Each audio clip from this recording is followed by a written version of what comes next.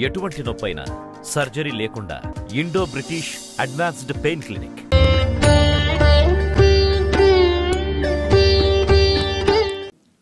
ఈ దైవిక లక్షణాలలో కోపం ఉండకూడదు, ద్వేషం ఉండకూడదు, గర్వం లేకుండా ఉండడం, ఇవన్నీ కూడా మనకి ఈ రోజులలో ఏమైపోయిందంటే ప్రైమ్ క్వాలిటీస్ అయిపోయాయి. అవే ముఖ్యమైన క్వాలిటీస్ అయిపోయాయి.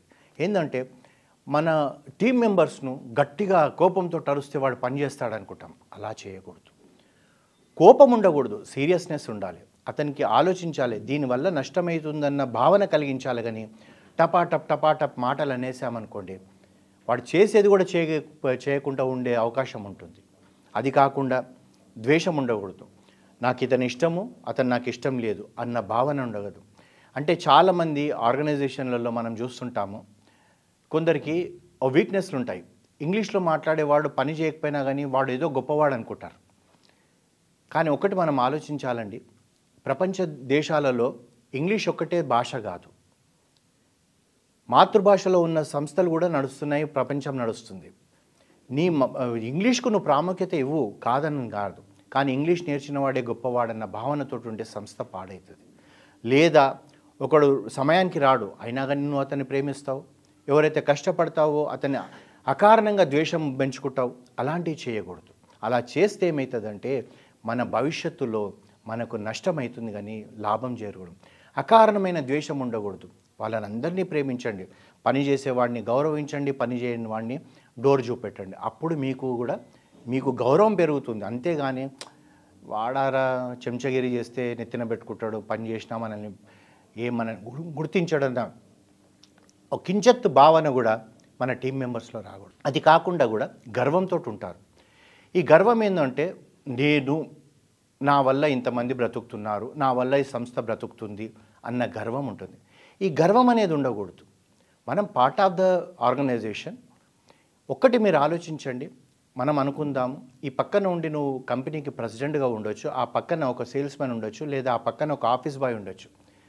వాడు చదువుకోకపోవడం వల్ల, వాడు సమయాన్ని వృధా చేసుకోవడం వల్ల వాడు అక్కడ ఉన్నాడు. నువ్వు దాని సమయాన్ని వృధా చేసుకోకుండా తర్వాత కష్టపడి చదవడం వల్ల నువ్వు ఇక్కడ ఉన్నావు. అంత మాత్రాన వాడికి నీకేం తేడా? లేదా ఆధ్యాత్మిక చింతనలో చూస్తే వాడు పూర్వజన్మలో చేసిన ఏ ప్రారంధమో ఇవాళ వాడు అక్కడ ఉన్నాడు, పూర్వజన్మలో నువ్వు చేసిన మంచి కార్యక్రమం వల్ల ఇక్కడ ఉన్నావు, అంతే తేడా కదా. వాడు అమ్మ కడుపులో నుంచి వచ్చాడు, నువ్వు అమ్మ కడుపులో నుంచి వచ్చావు. ఎందుకు వాడిని అహంకారంతో గర్వంతో కించపరిచి నలుగురిలో ఇన్సల్ట్ చేసి మాట్లాడడం వల్ల నీకు వచ్చేది ఏముంది? నీకేమీ రాదు, కానీ నీకు చెడు పేరు వస్తుంది. ఆ చెడు పేరు రాకుండా ఉండాలంటే గర్వం లేకుండా ఉండాలి. అది మనకు దైవిక లక్షణాలలో ముఖ్యమైనవి. మరి అసుర లక్షణాలు ఎలా ఉంటాయని చెప్పేసి మనకు కృష్ణుడు ఏం చెప్తున్నాడు అంటే, నిజాయితీగా ఉండకపోవడం, కాపట్యంతో ఉండడము, నిజాయితీ అనేది అస్సలే ఉండకపోవడము, కడుపులో ఒకటి పెట్టుకొని బయట ఒకటి చెప్పడము, తర్వాత ముఖ్యమైనది ఏంటంటే గర్వము, అహంకారం. ఇంతకుముందు గర్వము అహంకారం లేకుండా ఉండాలని చెప్పుకున్నాం. ఇక్కడ గర్వము అహంకారం ఉంటే ఎలా సర్వనాశనం అవుతుందంటారు. తన గురించే మాత్రం ఆలోచించి తనొక్కడే బాగుపడాలి, తనొక్కడు తింటే చాలు, ఎదుటి వాళ్ళు తిన్నా లేకున్నా పర్వాలేదు అనుకునడం అసుర లక్షణాలు. అసుర లక్షణాలు అంటే ఏంటంటే రాక్షసుడు కబలిస్తాడు, తింటాడు, వెళ్ళిపోతాడు. ఎవడని తిన్నాడా లేదా దానికి సంబంధం లేదు. ఇప్పుడు కూడా జంతువులలో అసుర లక్షణాలు ఉంటాయి. పులులు అవి ఏముంటాయి, మేకను ఒక పంజా కొడుతుంది, తింటది, వెళ్ళిపోతుంది. అది పక్కన ఉన్న ఇంకో పులికి ఆకలి అవుతుందా లేదా అని కూడా ఆలోచించదు. అలా ఉండకూడదు. తర్వాత అహంకారం. మనం కష్టపడ్డాం, ఒక గ్రౌండ్ లెవెల్ నుంచి ఒక మంచి కంపెనీకి ఒక CEO అయినావు, అక్కడ నీ అహం పెంచుకోకూడదు. నువ్వు ఒక మోడల్గా ఉండాలి. నువ్వు ఎట్లా కష్టపడి పైకొచ్చావో ఆ విధంగా అందరికీ నువ్వు నేర్పించగలిగితే అందరూ కూడా బాగుపడతారు. అంతేగాని అహంకారంతో నేను నన్ను మించిన వాడు లేడు, ఆఫ్టర్ ఆల్ మీరెంత, మీరు ఇలాగే ఉంటారు, లైఫ్ లాంగ్ ఇట్లాగే ఉంటారు, ఇలాంటివన్నీ కూడా మనము గుచ్చినట్టు మాటలు అనకూడదు. గుచ్చినట్టు మాటలు అంటే వాళ్ళ లోపల మనిషి తిరగబడితే నిన్ను మించిపోతాడు, ఆ రోజు వాడు నిన్ను ప్రశ్నించే అవకాశం వస్తుంది. అలా ఉండకూడదు. ప్రేమ అభిమానంతో ఉండాలి. గర్వము అహంకారం ఉండే వాళ్ళను అసుర లక్షణాలు అంటారు.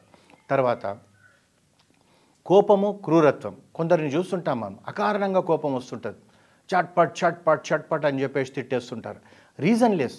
తర్వాత ఆ కోపం నుంచి ఏమవుతుంది, అవతల వ్యక్తి అతను ఏం రియాక్ట్ కాకపోతే క్రూరత్వం వస్తుంది.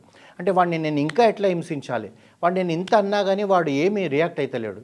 ఇంకా కొద్దిగా ఇంకా నేను క్రూరత్వం చేస్తాను, వాడిని ఎక్కడనో ట్రాన్స్ఫర్ చేయడమో, లేకపోతే ఇంకా ఇప్పుడు మార్కెటింగ్ వాడు ఉన్నాడు అనుకో, నువ్వు 30 డేస్ కాదు 40 డేస్ నువ్వు హెడ్ క్వార్టర్స్ రాకూడదు, కంటిన్యూగా టూర్ చేయని, క్రూరత్వమైన పనులే.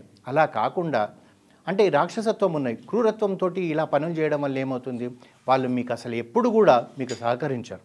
అదే కాకుండా ఇలాంటి వాళ్ళకు అజ్ఞానం ఎక్కువ ఉంటుంది, అజ్ఞానం వల్లనే ఇవన్నీ పొరపాట్లు చేస్తుంటారు, జ్ఞానం ఉండదు, నాలెడ్జ్ మేనేజ్మెంట్ పెరగరు. నేను అప్పుడు ఫస్ట్ డివిజన్లో పాస్ అయ్యానండి, నాకేం అవసరం అండి, నాకు అన్నీ తెలుసండి, కొందరు ఉంటారు. అంటే నీకు తెలిసింది ఇంతే. ఇలాంటి వ్యక్తులు ఎలాంటి వాళ్ళంటే పూర్వము బావిలో కప్ప అనేవాళ్ళు, అంటే కప్పకు బావి తప్ప ఇంకొకటి తెలియదు, దానికి నది ఉందని తెలియదు, సముద్రం ఉందని తెలియదు. అది పూర్వకాలం. ఇప్పుడు బావిలు ఎక్కడ లేవు, మనకు అన్నీ కూడా 6.5 ఇంచెస్ బోర్లే. ఈ బోర్లలో ఉన్న కప్ప ఏంటంటే అది అలా అక్కడనే రౌండ్గా తిరుగుతుంటుంది, దానికి కనీసం బావిలో ఉన్న దానికి వెన్నెల కనబడుతుంది, సూర్యుడు కనబడతాడు, చంద్రుడు కనబడతాడు, గాలి కనబడుతుంది, అన్నీ కనబడుతుంది. కానీ ఈ కప్పకి ఏం కనబడదు. ఇదే ప్రపంచం అనుకుంటారు. నన్ను మించిన వాళ్ళు లేరు, నేనే ఎక్కువ గొప్పవాడిని, నేనే ఫస్ట్ డివిజన్లో పాస్ అయ్యాను. కొందరు మూర్ఖులను చూస్తుంటాం, నాకు ఇంగ్లీష్ బాగొచ్చు, నేను ఫస్ట్ డివిజన్లో పాస్ అయ్యాను, నీకెంత అని దెప్పి పొడిచే నాయకులను కూడా మనం చూస్తున్నాం. అది కాదు, ప్రజలు నిన్ను ఎంత గౌరవిస్తున్నారన్నది నువ్వు ఆలోచించాలి. అలా కాకుండా అజ్ఞానంతో మాట్లాడే వాళ్ళను ఏ ఒక్కరు కూడా వారిని సహించినట్టుగా ఉంటారు. సమయం వచ్చినప్పుడు మాత్రం తిరగబడితే ఇంకా మనం చరిత్రలో లేకుండా పోతాం. తర్వాత ఇంకొక అసుర లక్షణాలు ఏంటంటే ఇంద్రియాల ఆధిపత్యం. ఇంద్రియాల ఆధిపత్యం అంటే కోరికలు. ఇప్పుడు మనం ఓపెన్గా చెప్పుకోవాలంటే అండి, ఆర్గనైజేషన్స్లలో పార్టీస్ అవుతుంటాయి, అందరు కలిసి ఈవినింగ్ కలుస్తారు. అక్కడ ఏంది వీక్నెస్ అంటే మందు తాగడము, సిగరెట్ తాగడము, లేదా కొందరు పేకాట ఆడడం, ఇవన్నీ ఉంటాయి. మీరు ఆ సంస్థలో దాన్ని నిషేధించండి. ఇవన్నీ ఉన్నాయంటే అసుర లక్షణాలు.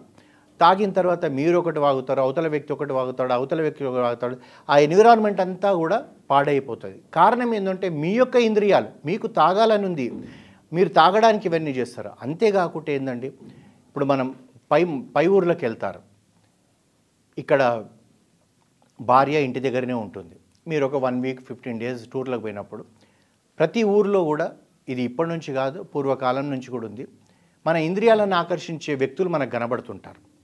ఆ వ్యక్తులకు దాసోహం అయిపోతాం. ఎంత తప్పు ఒక్కసారి ఆలోచించండి. మీరు అక్కడ మీ ఇంద్రియాల కొరకు ఇంకో వ్యక్తితో మీరు కలిస్తే, అదే ఇంద్రియాల కొరకు మీ భార్య కావచ్చు, మీ భర్తే కావచ్చు, ఇక్కడ మీరు దూరంగా ఉన్నారని వాళ్ళు కూడా జారిపోతే ఎలా ఉంటుంది ఆ వ్యవస్థ? అందుగురించే ఇంద్రియాలను నిగ్రహంగా ఉంచుకోవాలి. మనం ఇలాంటి పనులు చేస్తుంటే మన టీం మెంబర్స్కు తెలిస్తే మిమ్మల్ని ఎవరైనా గౌరవిస్తారా? వాడారా టూర్కి పోతే ఏం చేస్తాడో మనకు తెలియదా? ఇలా మాట్లాడుకుంటారు. వాడు అనే మాట రాకూడదు, ఆయనారా దేవుడు అనే మాట రావాలి. దైవిక లక్షణాలు ఉంటాయి.